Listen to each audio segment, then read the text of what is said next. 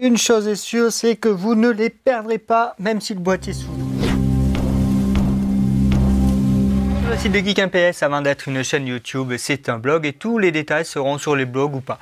Donc moi j'ai voulu tester des écouteurs Hellophone. Alors c'est pas exactement Hellophone, c'est Rexo, designé par Hellophone. Pour ceux qui ne connaissent pas Hellophone, ce sont des téléphones qui sont souvent pas mis à jour. Ce sont des téléphones qu'on trouve en Chine, donc c'est bien placé. Ils ont des prix très très bas et des téléphones qui, ma foi, font le taf sans en faire plus. Donc là je voulais tester des écouteurs.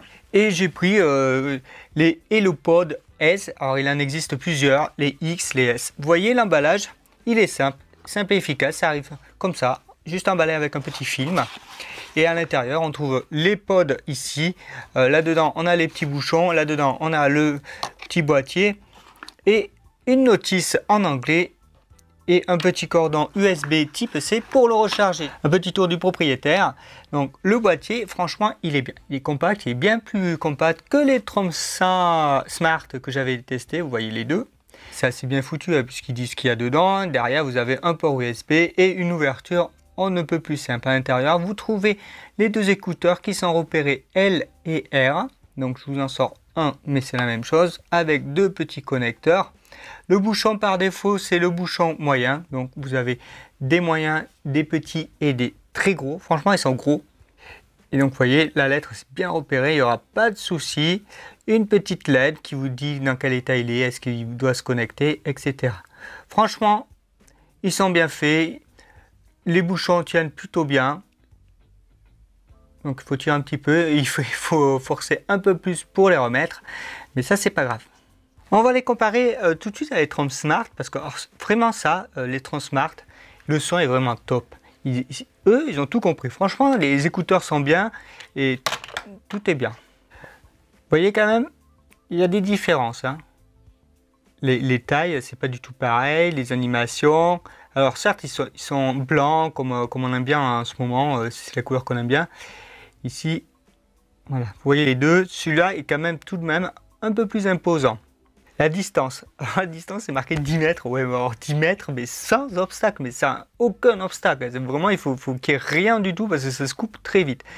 Alors, les fonctions intéressantes, c'est que lorsque vous perdez la connexion, ils se mettent en off assez rapidement. C'est-à-dire 1 ou 2 minutes. J'ai pas compté, mais c'est vraiment très rapide par rapport à ceux-là qui se mettent quasi jamais en veille. Le confort, je préfère ceux-là. Ceux-là, ils sont gros. On ne les oublie pas quand on a des oreilles. Ils ne sont pas inconfortables. Mais je préfère les autres. Le son, ceux-là, clairement. Voilà, ceux-là, il manque clairement de basse. Le son est vraiment sur les médiums et les aigus. Et les basses, ça fait un espèce de petit... Voilà, donc si vous aimez les basses, c'est pas ça qu'il vous faudra. Par contre, c'est pas désagréable. Hein. Le son est bien contrôlé, il n'y a pas de parasites. Lorsqu'il n'y a pas de musique, il n'y a pas de son, il n'y a pas un bruit de fond comme on peut avoir avec cela et plein d'autres. Là, c'est vraiment nickel. Ça, sur ça, il est bon. Le son est pas terrible, mais sur ça, il est bon.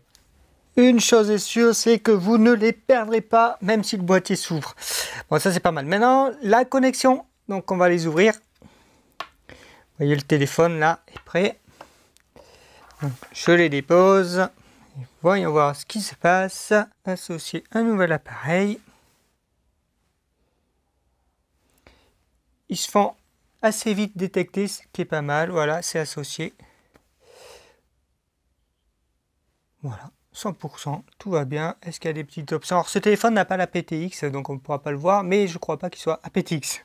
Donc tout va bien. Voilà, l'instrument de torture est sorti. Maintenant, on va tester la synchronisation image avec le son. On va tester ça sur YouTube, comme il se doit. Voilà, pour tester la synchro, vous prenez quelqu'un qui parle beaucoup comme Kitty One, qui est un super youtubeur, vous pouvez aller le voir d'ailleurs. À 35 €. Et là, ça change tout. Puis avec un peu de chance, hein, au moment où tu regardes cette vidéo, elle est encore plus en promotion sur Amazon. Alors je te conseille d'aller voir sur le lien après la vidéo. Bah oui, je l'ai mis en description, c'est rapide. Le décalage est très léger, c'est pas mal. Je fais pas mal de vidéos high-tech.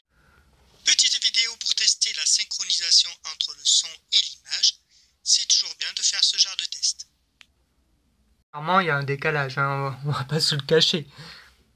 Alors maintenant, on va faire un test rigolo qui est la réponse en fréquence. C'est parti, ça dure 15 secondes.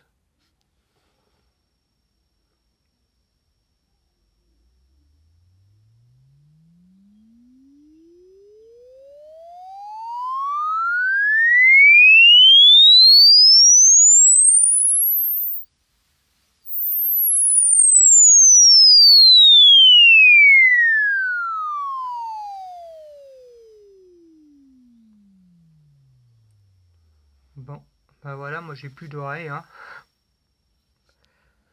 Maintenant qu'on a passé les tests de torture, je suis désolé pour vos oreilles. On va regarder le petit tableau des fonctions. Vous voyez, il s'affiche là. Enfin, je vous le présente. Et on va toutes les tester une par une. Alors souvent c'est assez épique parce que autant sur l'oreille ça peut fonctionner, autant sur mon petit instrument de torture ici ça fonctionne moyen. C'est parti pour l'assistant. Je veux regarder Geek MPS sur YouTube. D'accord, voici Big FPS sur YouTube. Bon, ben la prochaine fois on essaiera Geek MPS.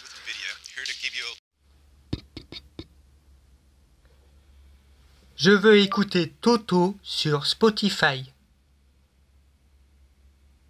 Ça marche, je demande à Spotify de jouer Toto.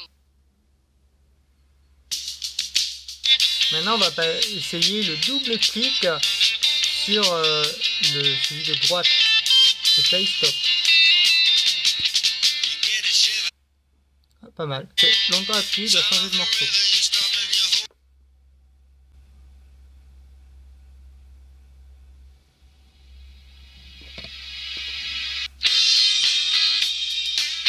Je fais la même chose sur celui de gauche.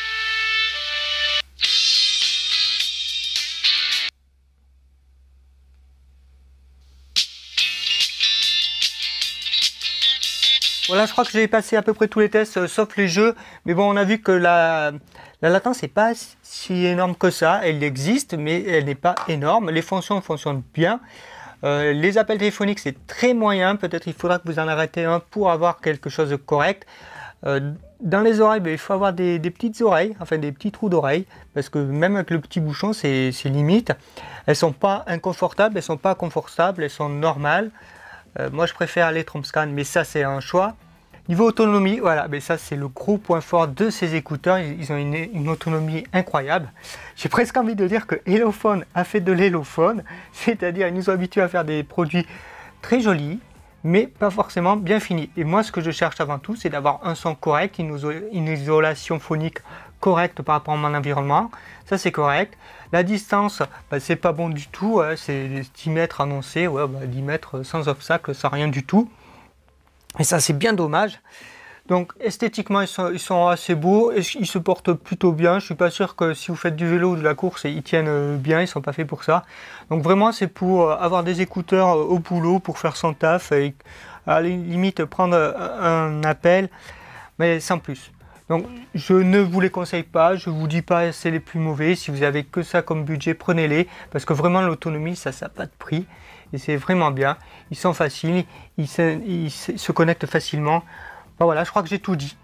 Et je vous dis à bientôt. Vous avez aimé cette vidéo? Lâchez-moi un like, abonnez-vous, laissez-moi des commentaires, je les garde un petit peu encore.